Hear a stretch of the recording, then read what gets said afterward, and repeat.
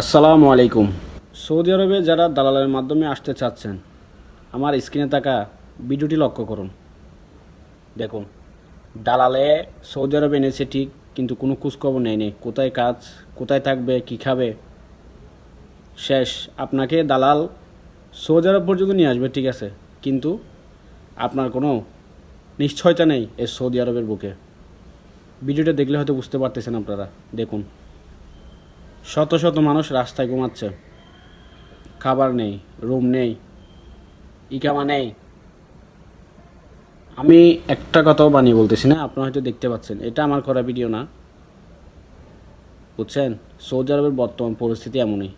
তো আপনারা সৌদি আরবে দালাল দিয়ে আসার আগে অবশ্যই সাবধান হবেন, দালাল সম্পর্কে জানবেন, কাজ সম্পর্কে জানবেন, শিওর হয়ে তারপরে সৌদি আরব আসবেন। যদি সৌদি আরব সম্পর্কে কোনো কিছু জানার থাকে অবশ্যই কমেন্ট বক্সে জানাবেন এবং আমার চ্যানেলটি সাবস্ক্রাইব করবেন। আসসালামু আলাইকুম।